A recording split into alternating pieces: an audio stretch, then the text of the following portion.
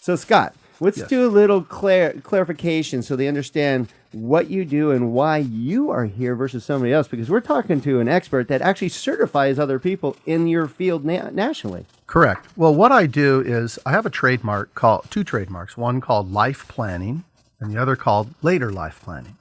Life planning I want the second one way later. yeah, there you go. That's what people think. I know, huh? So really, when you get life planning, you get later life planning included.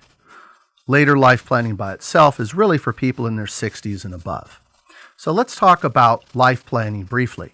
Life planning is really when you buy insurance, you buy long-term care, you buy homeowners insurance, that's for your home, but you buy life insurance, disability insurance, you're trying to really plan for retirement, but they don't plan for the unexpected. Of course. That's where the later life planning comes in. The unexpected and the part that people are in denial about is long-term care. Yeah. Okay. So That's a hot topic right Yes. now. And it should be. it should be. Clarify, I love the part you said. The field of expertise you're in is the largest field of anybody purchasing homes or the largest population we have, period. Correct. So the way you have to look at it is like this. When you break the segments of our population down, when you're looking at what's called the silent generation, they're called the silent generation because the kids were to be seen and not heard. Okay. That's what I heard. There you go. Okay. So that's 1945 back to the 1920s. And that's the generation that are passing. Those are our parents, our grandparents that are passing on. And we need to take care of them. So what we need to do is try to give them dignity, not look at them as an asset, but give them quality of life. Some do. Yeah. And some do. So I'm not going to give anybody any clues on how to do that to their parents because that's not what we're about. We're about giving back to our families. And when you help your families, it comes back to you, in droves. So that's the first thing we do. And then we look at the largest population, which is 67 million homeowners between the ages, really born between 1946 and 1964.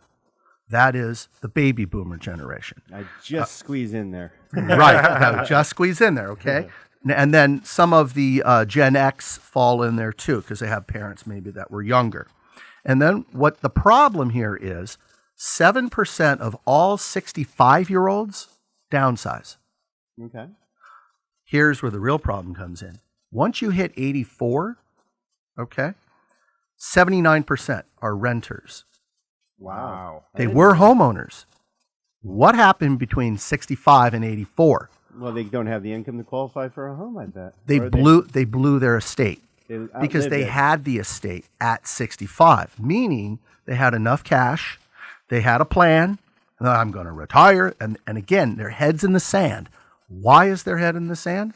Because they think they're 20 years younger. We all do. All right, I Okay. fit in that. I'm definitely 50 going on 30. Yeah. You see my Especially point? on Friday. Yes, exactly. Right. So, because of that denial, age denial is the biggest hurdle we have.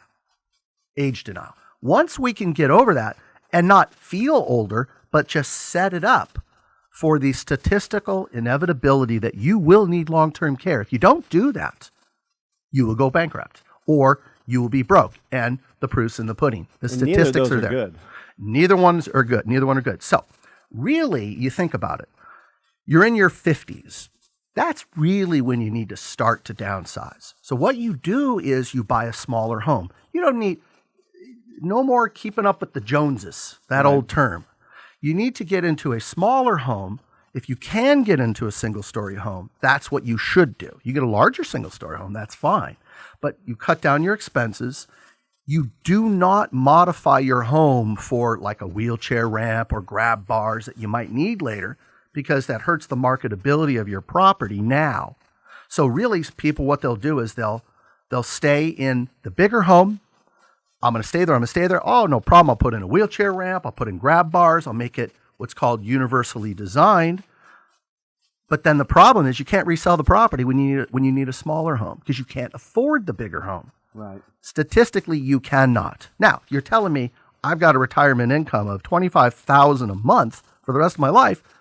Different conversation. Yeah. It's not the same thing. But this is for somebody that's planning on having some sort of maybe small pension or not, Right. and maybe just having Social Security income going forward, and they're going to eat through their assets because it's still getting much more expensive to live. Yes. And once they have a fixed income, they're no longer experiencing wage growth like we do when we're Correct. younger.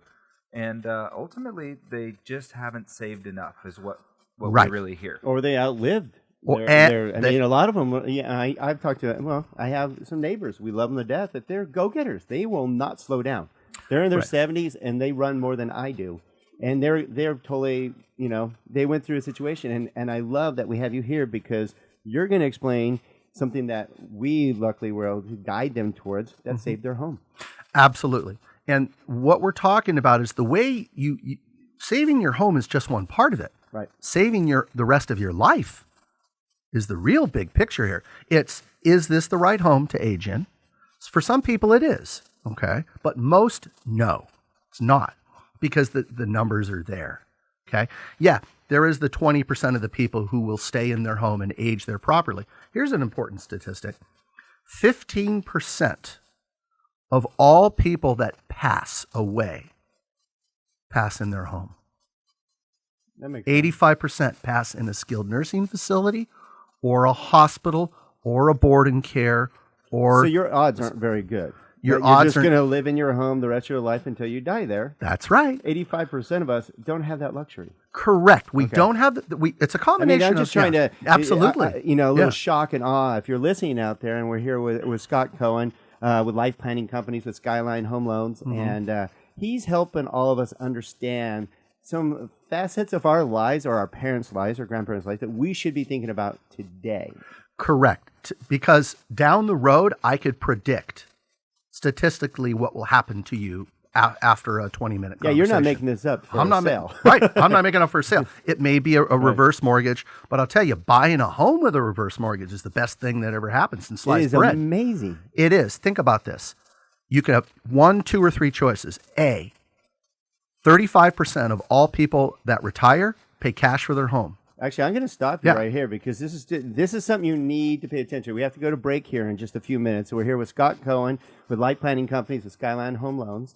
And Scott's going over some options that I guarantee most of you do not know is available for either you or your parents that you have to know about. It is phenomenal. I know it saved my neighbor's home. This is legit facts. It's helped a lot of our clients. Scott helps people nationally.